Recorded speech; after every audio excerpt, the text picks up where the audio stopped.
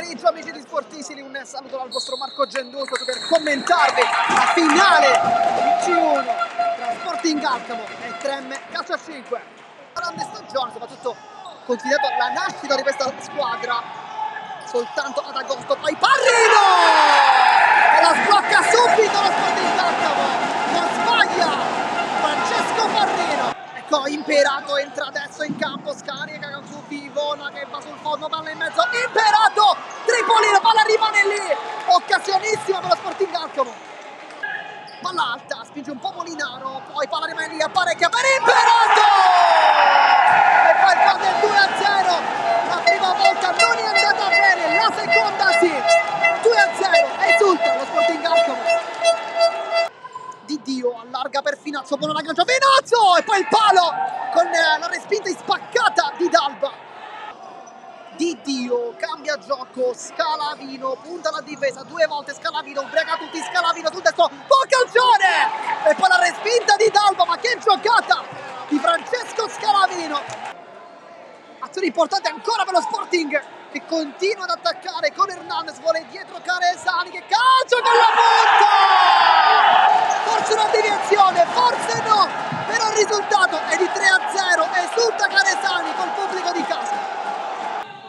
Il pallone è andato fuori, intanto va giù Calvaruso, si continua, Parrino va sul destro, cerca di saltarne le due, ci riesce, poi Imperato con la punta ed è 4-0, ha fatto tutto Parrino, poi il gol, forse la cosa più semplice, è toccata di Imperato, però che giocatore Francesco Parrino, non la inquadra, c'era comunque Tripoli pronto ad intervenire, ma il gioco non vuole fermarsi nemmeno un istante, subito si riparte con Girgenti, il tacco, palla perfetta per Cutrona e Guerrero, perfetto invece in spaccata a negare questo gol.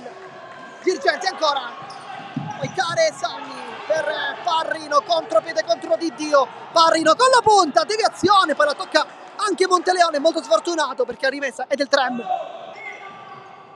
Ma centrale va giù scontro con Calvaroso, ma si continua, Di Dio. Ottimo il dribbling, Di Dio, le finte, Di Dio, calcia! Palla sul palo lontano che non entra. Buona azione di Dio. Dietro Molinaro, così come Imperato, rimane immobile invece Rufolo, va Guerrero. Col mancino, Passetti per Guerrero!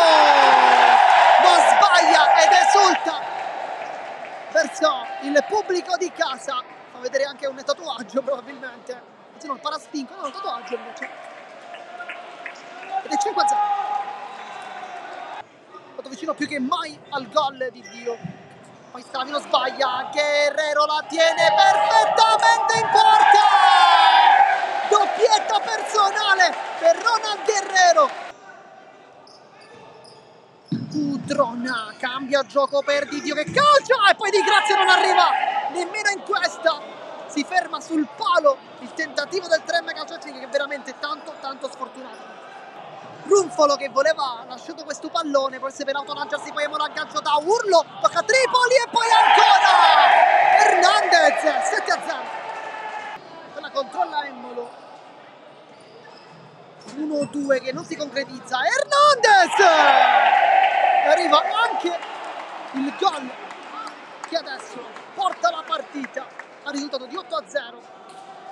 Ma lì pallone Gioeli, Cutrona, 7 secondi e poi è finita anche la partita probabilmente con Cutrona che abbraccia Parrino e adesso arriva anche il 15 fischio, finisce la partita, vince lo Sporting Alcamo con il risultato di 8-0 contro il Trem Calcio e vola nella finalissima contro il Futsal Ferla.